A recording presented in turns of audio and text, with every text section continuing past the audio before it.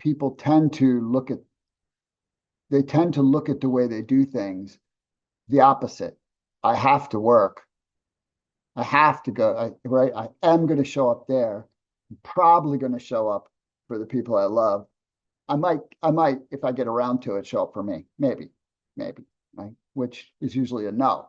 If it's not a hard commitment with no option, then that's there, then there's suddenly not enough time, right? But if you flip it and you recognize that you don't do, well, you do get the fruit of taking care of yourself. You don't do it for you. Because if you don't do it for you, it's easier to do it. It's just the truth. And so for me, for example, starting, because all this built, but starting with the physical health piece, I did it for her. I did it for her. Yeah, I like to look good, but you can look good a lot of ways without actually being good. And so I took care of me for her. And how you can make that connection is, what does a relationship require? It requires time and it requires attention. It doesn't require things. If it requires things, that's a contract. That's not a relationship. That's a barter. It's something else. And your best relationships and some of the best times in everyone's life were when they didn't have two nickels to rub together, but they had the person that they loved and they had time with them. And that was bliss.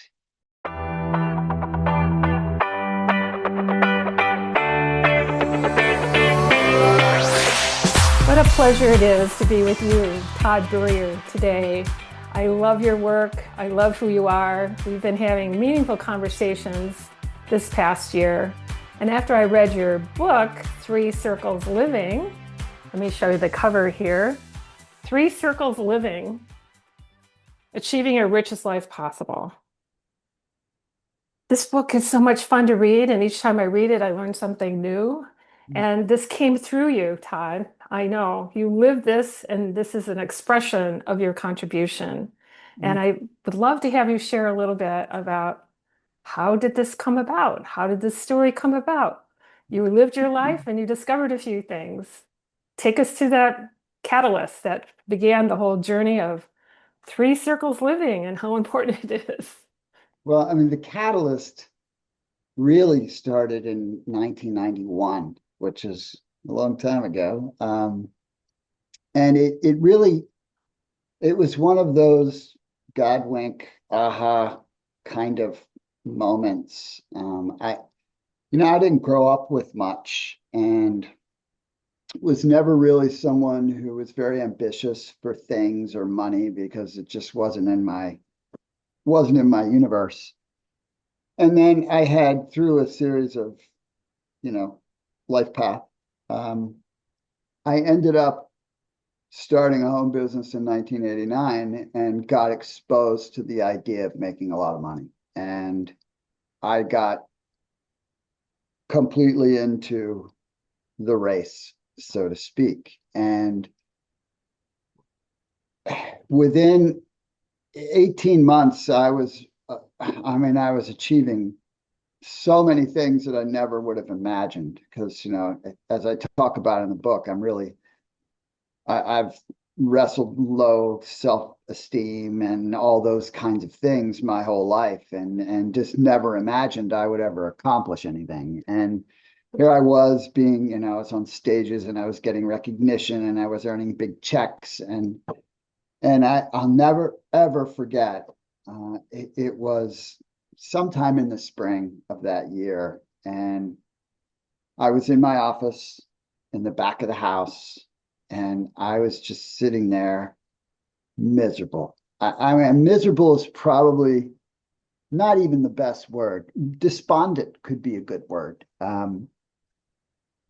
I was just so unhappy, and I couldn't understand. I mean, it dichotomously to me, I was like, what is the deal? I'm being successful, I'm getting recognition. I'm earning more income than I ever imagined I possibly would, but I'm miserable. Aren't you supposed to be happy when Yeah, you're right. successful? you know, Yeah, it and feels like a trick, doesn't it? It's like yes, I yeah, did everything I thought I was supposed to do, and I don't get that feeling of yes, yeah, fulfillment. Did you feel empty when you say you didn't feel fulfilled? What was that feeling like? yeah. I would say empty is probably the starting point. I was below empty. Wow. And I mean, I just was despondent.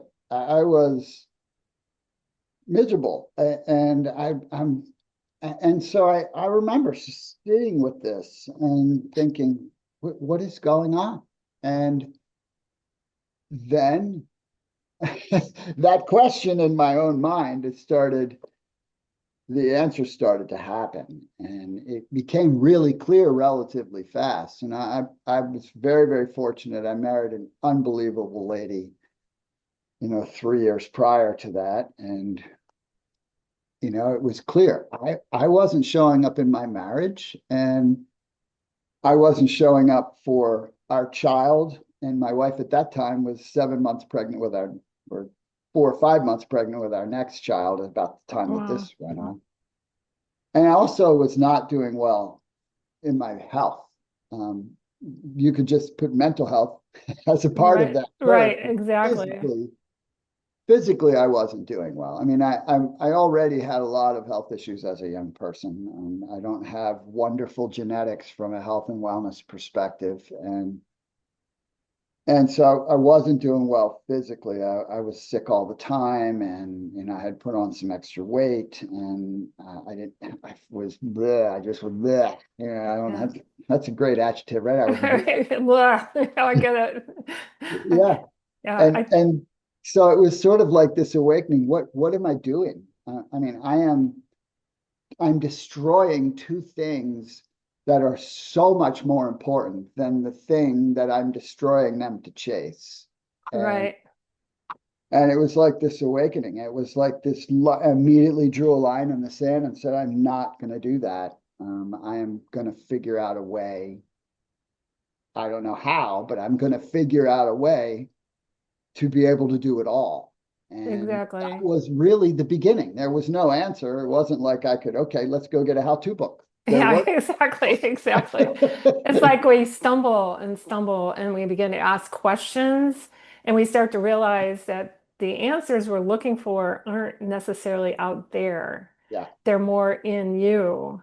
And is that when you started to actually do more some personal reflection? Was there meditation or prayer or something that caused you to do your own, understanding of who is Todd Burrier?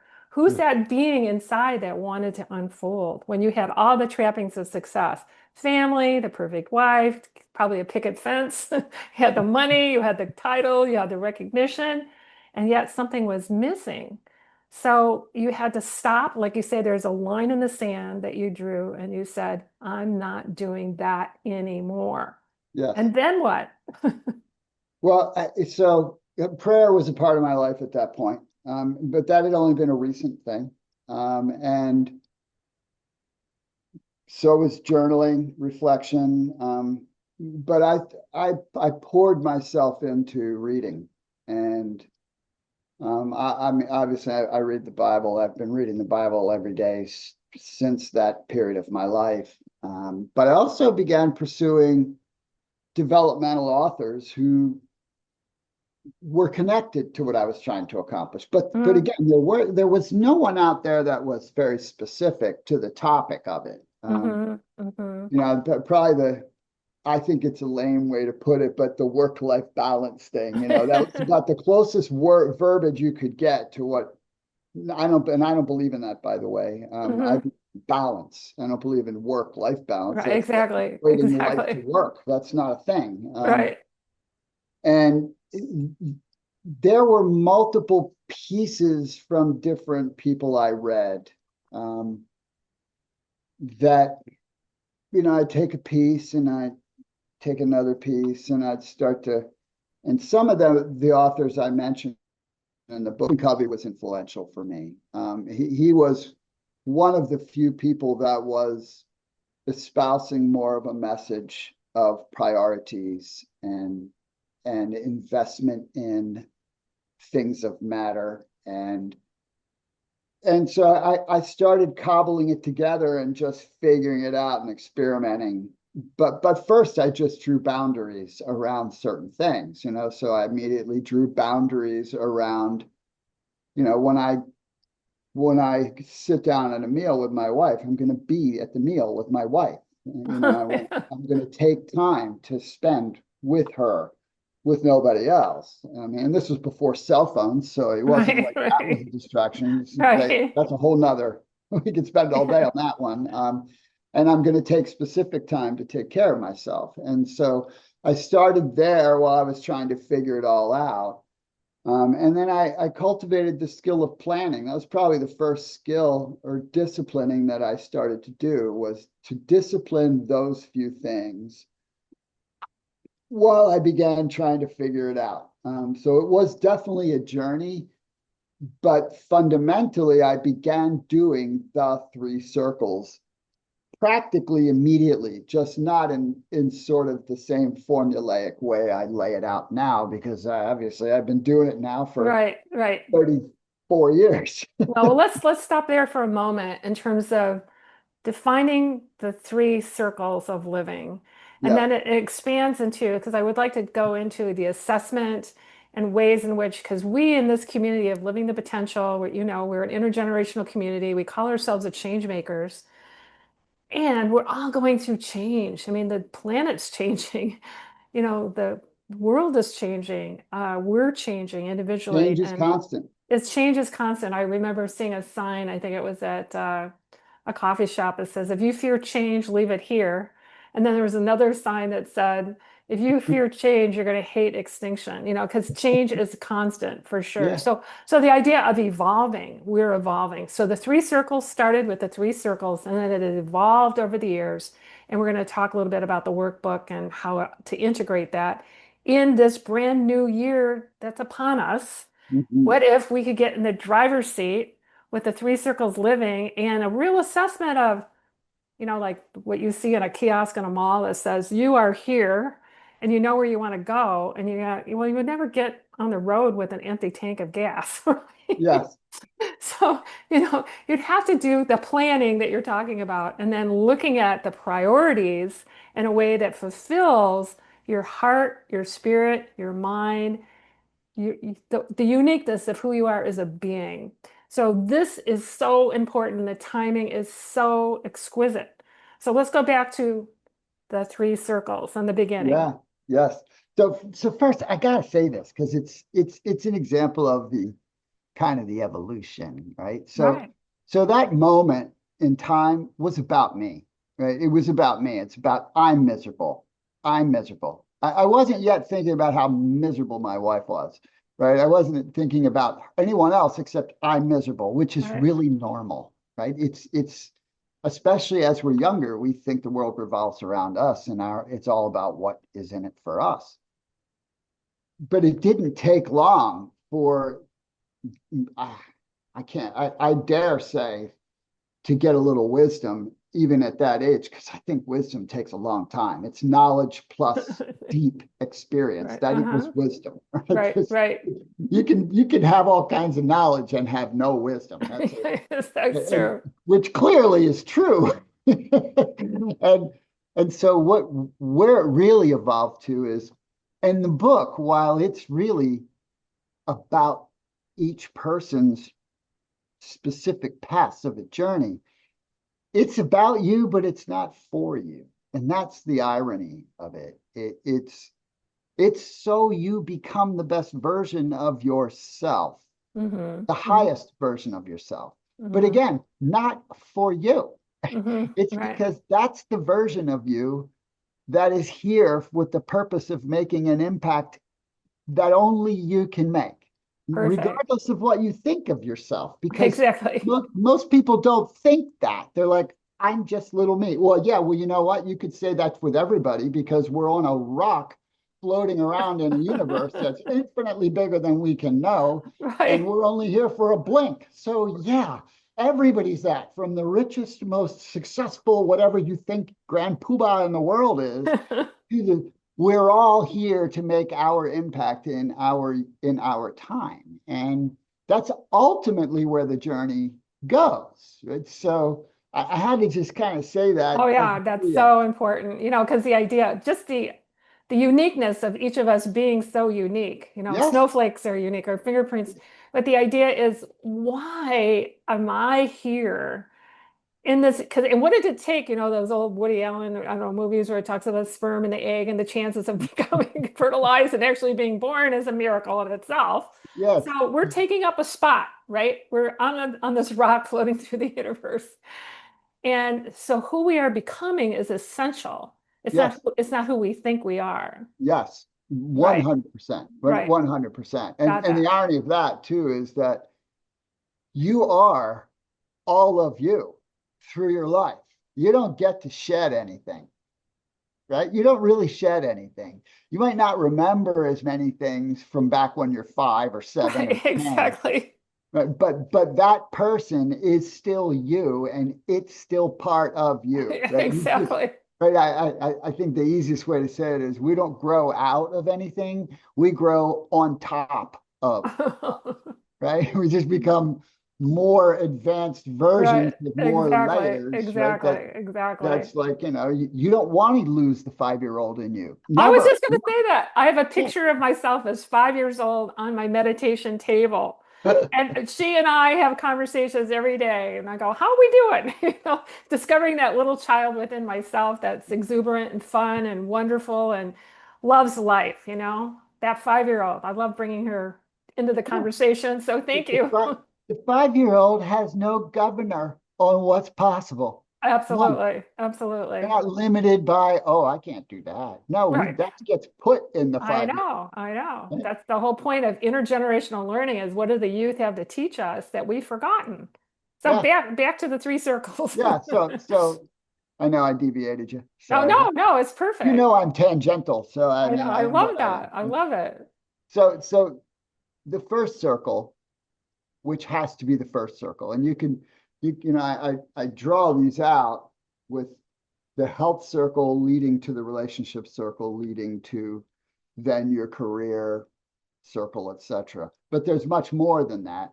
But you could also, if you really want to visually in your mind get this clear, is think about it as the biggest circle is actually like the outside of a target, right? And that is that's the financial circle. And then inside of that is the family circle. And then inside of that, or the love circle, and inside of that is you. And really, you have to recognize it from that perspective that you are at the center of everything that there is that you touch, and which means that how you physically take care of yourself and how you emotionally, spiritually, intellectually, mentally, however you want to put that, right?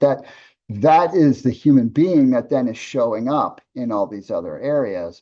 And then, but from a simple kind of pathway, the way I typically explain it is, and why it's important to think of it this way, because I know that people tend to look at the way they do things the opposite. I have to work. I have to go, right? I am going to show up there. I'm probably going to show up for the people I love. I might, if I get around to it, show up for me. Maybe, right? Which is usually a no. If it's not a hard commitment with no option, then that's there, then there's suddenly not enough time, right? But if you flip it and you recognize that you don't do, well, you do get the fruit of taking care of yourself. You don't do it for you. Because if you don't do it for you, it's easier to do it. It's just the truth. And so for me, for example, starting, because all this built, but starting with the physical health piece, I did it for her. I did it for her. Yeah, I like to look good, but you can look good a lot of ways without actually being good. And so I took care of me for her. And how you can make that connection is, what does a relationship require? It requires time and it requires attention. It doesn't require things. If it requires things, that's a contract. That's not a relationship. That's a barter. It's something else. And your best relationships and some of the best times in everyone's life were when they didn't have two nickels to rub together, but they had had the person that they loved and they had time with them.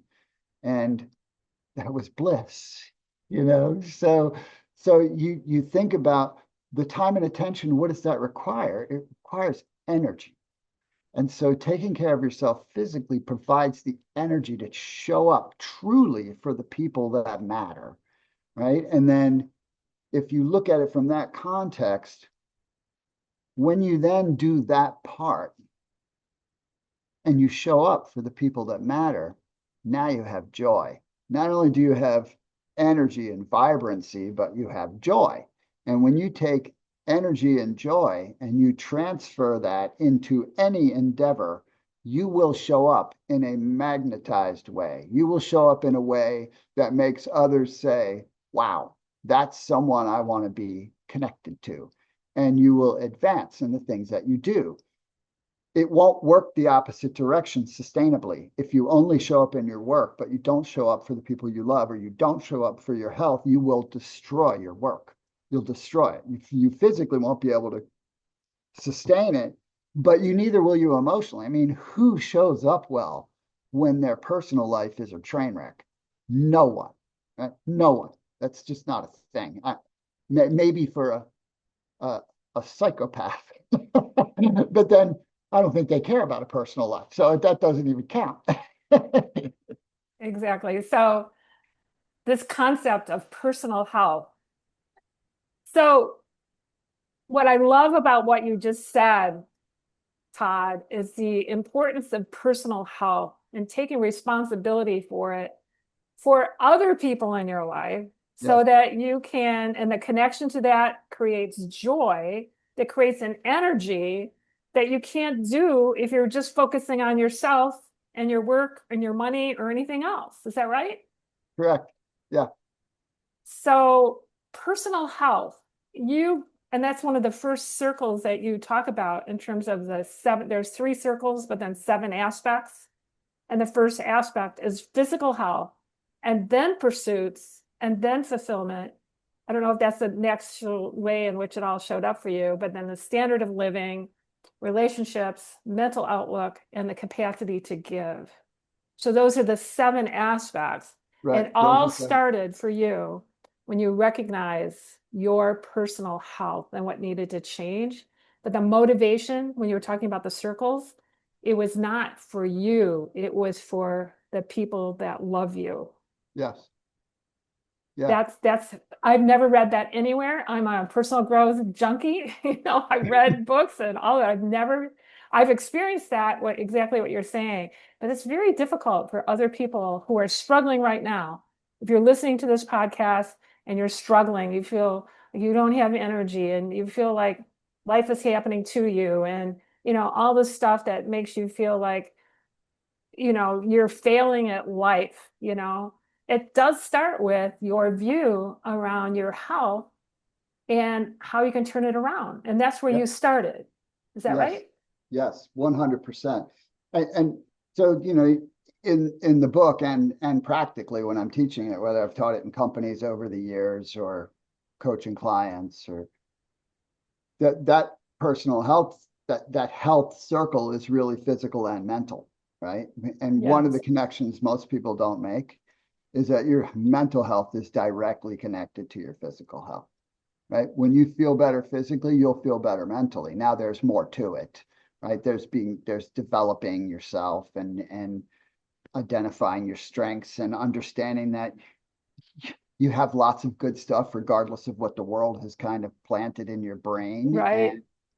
and that you are worthy of developing, and then that piece, right? And again, I break that down too into the physical, into the spiritual, the intellectual, the developmental, right? All that stuff that then enhances your impact with other people, right? Because think about it this way: what if you get the piece right of taking care of yourself physically so that you can show up in your relationships with time and attention, but you don't develop much up here? You don't develop any skills. Well, now you're showing up and maybe you're doing more damage than good because you don't know how to listen. You don't know how to focus on another. You're there, but you're not there in the right way because you haven't developed that.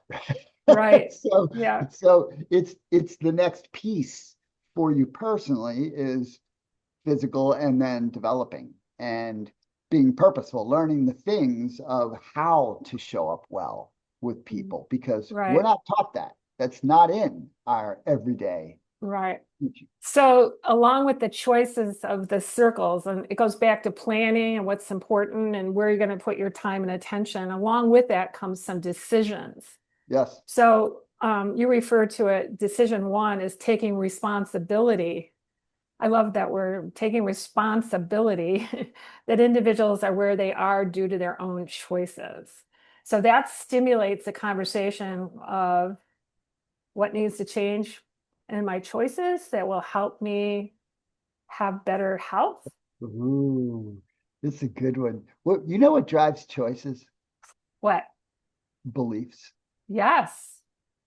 right? I mean, there's a couple other things that I look at it like because I think mindset is everything, right? I mean, I can give you a whole bag of incredible tools on fixing your house, but if you don't have the mindset to fix your house, those tools are worthless. Right, Right? I mean, exactly. I can show you all the right things to take care of your body, but if your mindset isn't that it's not optional not to, it won't matter. You won't do it because anything that matters is going to be difficult, right? Hmm. That's the Hmm. nature of life. It's Yeah. not the goal in life is not to make it easy. It's impossible to make it easy, right? Hmm. Hmm. That's not nothing in nature is easy. Hmm.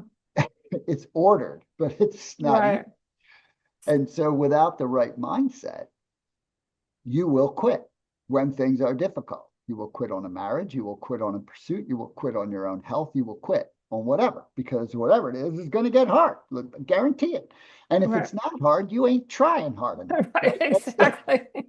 It's not worth your time if it's not your yeah, challenge, right? yeah. So I mean, it all. So when you think about mindset, what drives mindset? Values, principles, and beliefs. Those are the three things that drive mindset. But when you look at choices, they're very much in the moment driven on beliefs, right? Mm. The idea is, and this isn't even in the book, this is a more advanced space, right? Uh-huh. That is to clarify what your values are and Right. what your principles are, right? And then your beliefs are in two categories. They are actual, factual beliefs that can be verified. And Mm. then there's the whole litany of false beliefs people are operating. Yeah. And, and so what you have to recognize is every choice you make is driven by that stuff. Usually it's driven by beliefs because the majority of people haven't even taken time to clarify what their values are and what their principles are. They haven't because that takes work. It Right. takes inner work. Exactly. But if you just look at it from a beliefs perspective and you call it back to the most basic things like, why didn't I go out for the cheerleading team? Because I didn't believe I could make it. So I didn't even go out. Right? Right. That's how you can look at it and go, what are the beliefs that inside of me that have dictated my choices? Because a belief is nothing more than a thought that you continue to think. It does not make it true. Right. It Exactly. just means you make it true because you act as if it's true. And so you get the result that you would get by making that choice, right? Exactly. So beliefs drive choice. And the first place we have to go to work on that is what we think. And so that is, I mean, that's what I did, right? Besides starting to work out, I went to work on my thinking. Exactly. So you took responsibility because your wife was worth you being your best, and you realized Yeah. you weren't playing to your highest and best. And then you realize, okay, I'm going to need to develop myself in a way that what is your self-image? What is your self-image? And then somehow taking care of your health, working out, started to shift your body. It also probably shifted your mind and your ability to what else do I want to change about me? that would allow me to become who I'm really, my future self wants me to be. Is that accurate? So I think you're giving me too much credit at the time, Oh, okay. right? Because I wasn't, I've never thought highly of myself, never. And at that time, I not only did I not think highly of myself, I didn't think I was worth even thinking of, right? So, which is Oh, probably part of the destruction. I was fortunate to survive my 20s. I was fortunate to meet my wife because I may not have been on the planet much longer. wow. And because I had ridiculously low self-worth. And that I'm not complaining about that. I'm grateful for every internal struggle I've ever been blessed with. Right, That exactly. those are the things that make us. They help develop our character. And Absolutely. so I I wasn't looking at this as some grand plan. I was just looking at it at first like, how do I not kill the things that matter while I'm trying to accomplish something? That was the Right. very basis, right? Wow. And then it evolved, right, as I Right. went forward. And so it's which is a really, really important point. So often everyone thinks they need to know every step Oh, of the yeah. before they take it. Right. Can't. You're not given that. There's nobody in the world that has that, right? That's not a thing. You only need to take the first step in front of you. So the first step in front of me was, so I'm going to start taking care of myself. And the second step is I'm going to start spending some time with my wife. And then the third step was I'm going to start working on myself. It wasn't like, here's my grand plan. When I Right. do this, I'm Exactly. going to become this. Exactly. But yeah, yeah, but it's like I always think about it, the oyster making a pearl. There's friction that's causing the growth. And when you're creating this tension or friction within you, and you go, something's got to change. You Yeah, started to look, I love the way you refer to the man in the mirror. You started to have conversations that I sometimes refer to the me, myself, and I, the three of yeah, us. We sit down and light a candle in front of the mirror and go, let's get real here, right?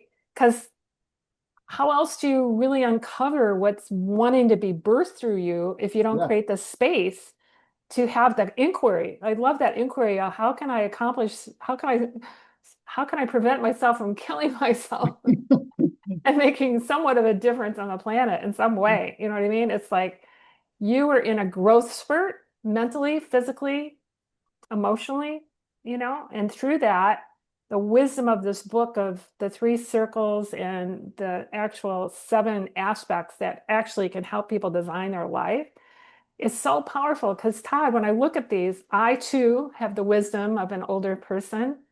And yet, at this time in my life, I'm looking at something else wants to emerge, something else wants to unfold.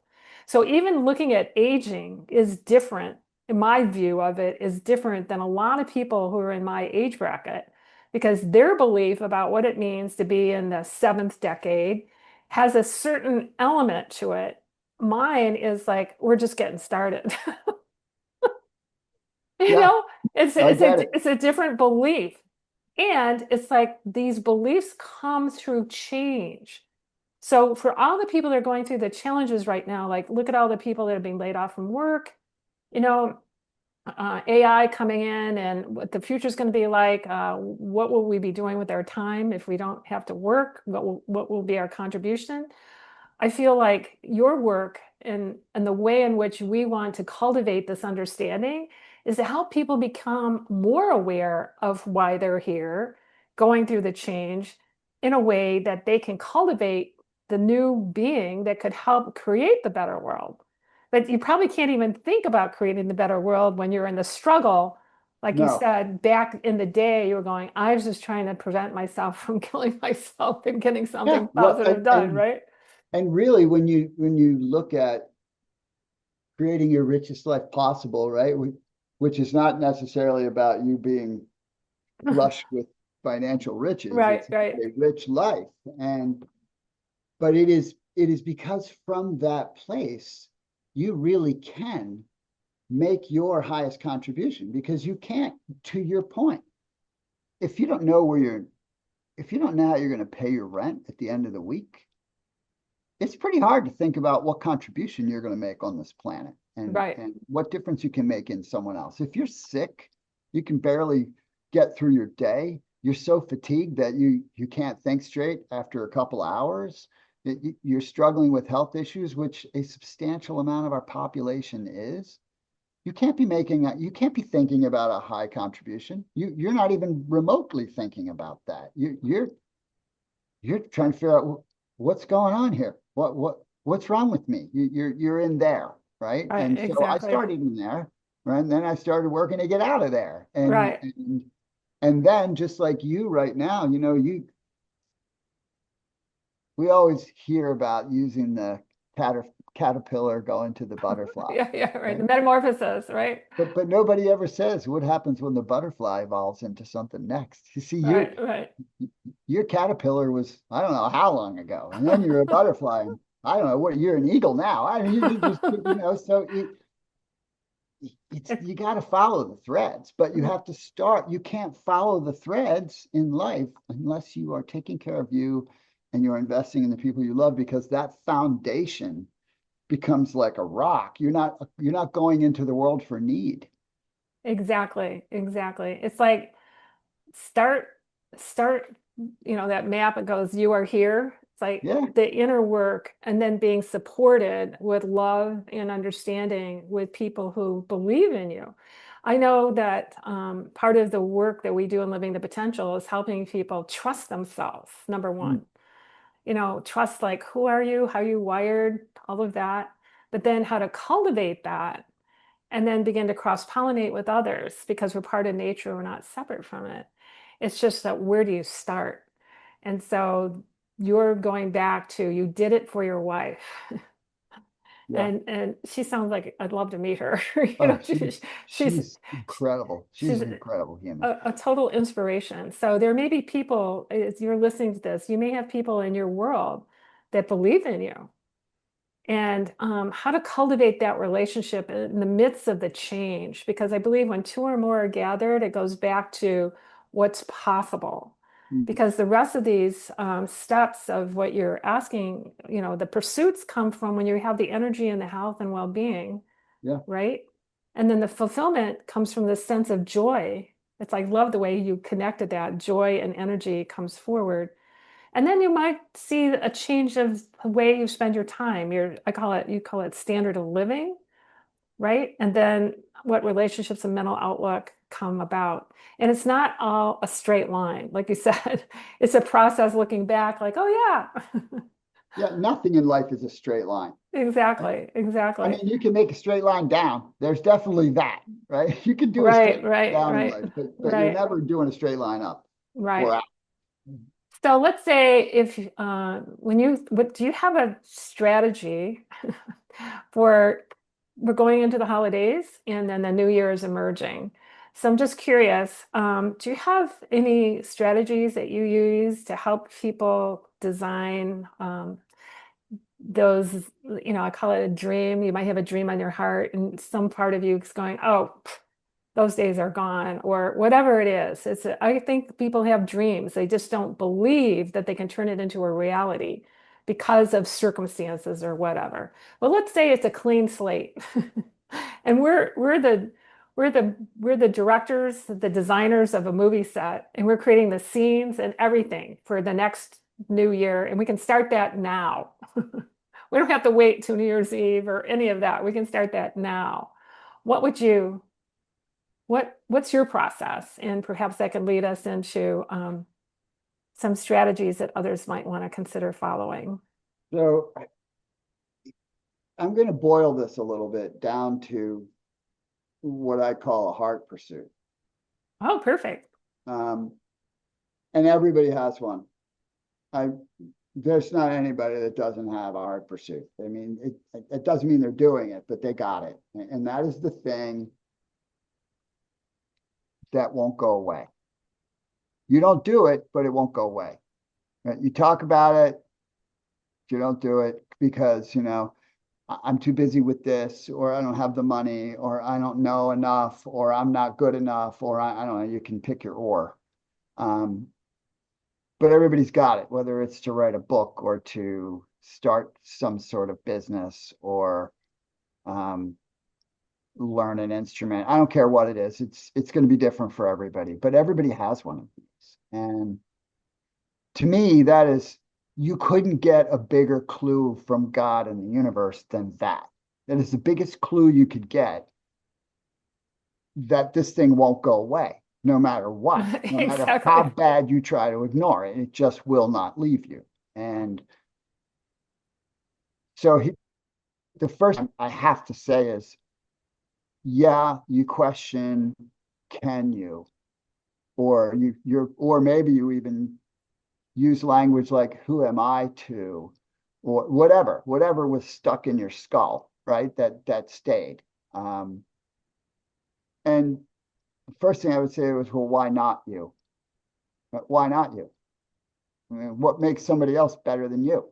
That Right. they can go after what's on their heart and you can't. I mean, did God specifically say you can't? I don't think so. I think Yeah. that that's messaging you're adopting. And and so the the the way I look at it is, if it's on your heart, it's congruent with who you are. You don't have things on your heart to do that are incongruent with who you are. And which means that even if you don't know how to do this yet, that's not relevant because you can learn. Right. And there's something you can do. You know, the famous words you hear from people are, when I, Right. Right. then I'll, right? Right. Right. When I, then I'll, right? Well, you could just fill in the middle of that. No, you won't, right? When I, no, you won't. If you're going to say when I, no, you won't.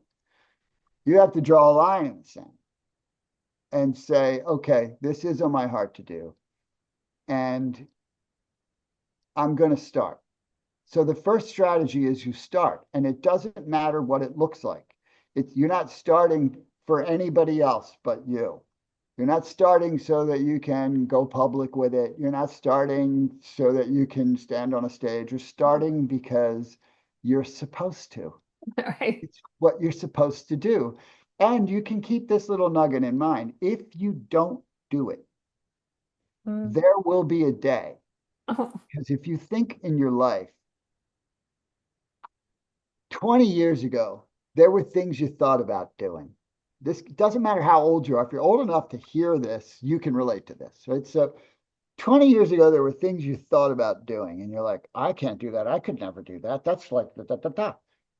And then 10 years after that, you looked back and went, I can't believe I didn't do that. I mean, what was I thinking? Because the you can't anticipate your growth. You can't think like you would think when you are 10 years more evolved, right? right. You can't put yourself there. You're not supposed to be able to. Right? Again, that's like being omniscient. We're not omniscient, we're just people. Mhm. Right? We have to take our steps to grow our way there. But if you start whatever it is, now you're doing it. You'll grow with it. But if Right. you don't do it, there's going to be a point. Right. Whatever Exactly. it is, there's going to be a point when you actually can no longer try it. Uh-huh. Maybe you physically aren't there anymore, or you're mentally not there, and then, but you're still alive. And then you get to live with that. I would rather fail a million times than live with that kind of regret every moment of my waking life. Absolutely. Wow, Todd, you said that so beautifully. I'm thinking that anyone who's listening to this right now who has a dream on their heart, or we call a heart pursuit, whatever that is, write that down. Yeah, And the second thing is, you don't, I heard you say this, I know this is true for me, is that you don't need to have it all figured out in advance. It's like the what is way more important than the how. The how comes later, right? yeah. No, nobody ever knew how to do all the stuff that exists today at some point. Right. Exactly. Exactly.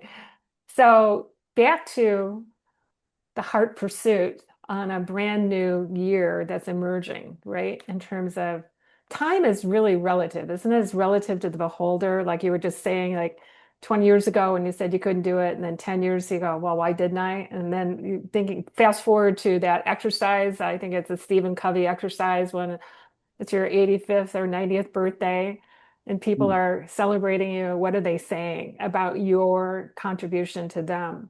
Well, What was their life all about? And that we can design that in advance. It's like becoming the director of your own life, making choices, even if you don't know how, right?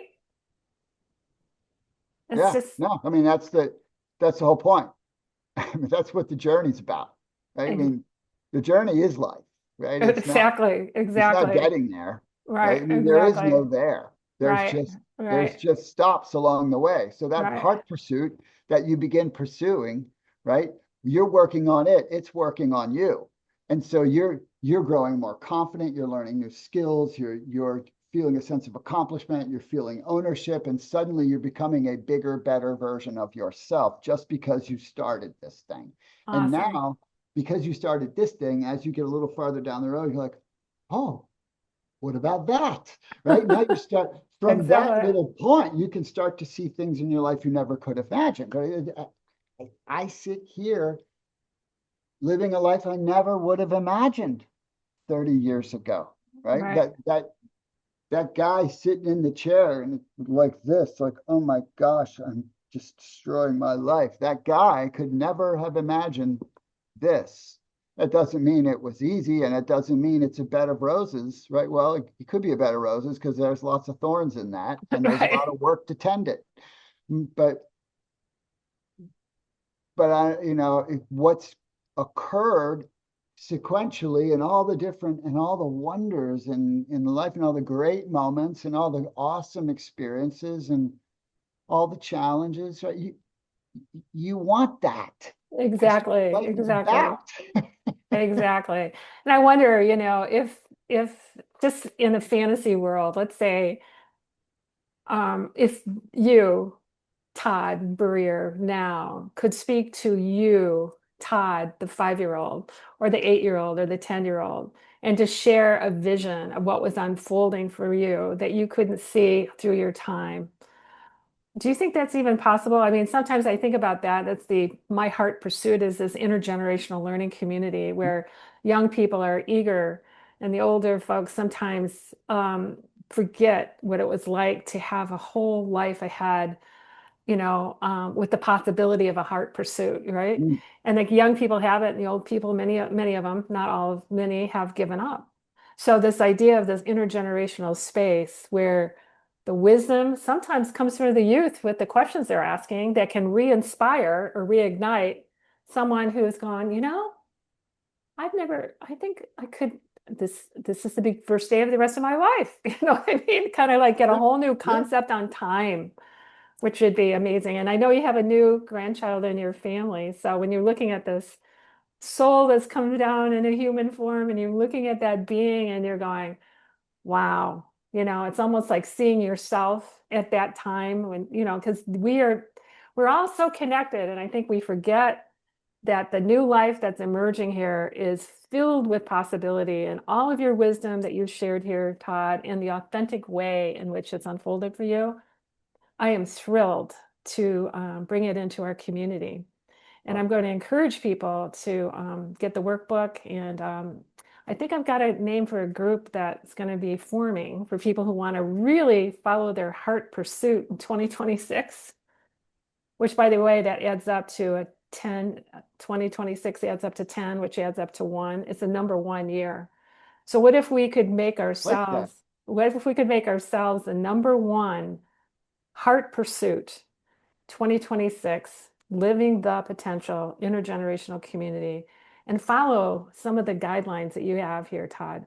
How would that sound? Would you be able to stop in once in a while and kind of give Oh, us some I think I wisdom? would I would be honored to stop in every now and then. If Awesome. there's a way I could make a contribution, that'd be wonderful. Oh, fantastic.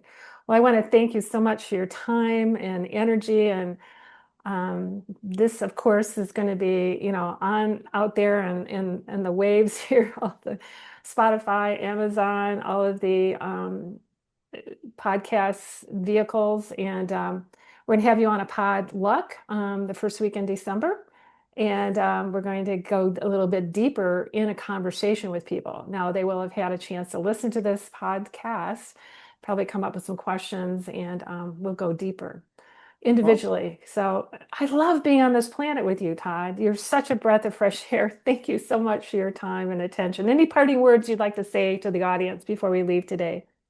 Um, just that there's so much more. There's so much more that you can bring to the life you're living and the people you're touching. And don't think so much about what you're not. I mean, everybody's not lots of things, and that's irrelevant. And just be yourself. Trust that you are good enough, and grow that seed and let it take root. Thank you. Thank you, Todd Burrier, and thank you for your book, Three Circles Living, Achieving Your Highest Life Possible. And it's a lot of fun when you allow yourself to be on the adventure. Thank you, Todd. I appreciate you so much. Look forward to our next conversation. Thank you for having me, Renee. Beth. It's been a pleasure. Thank you.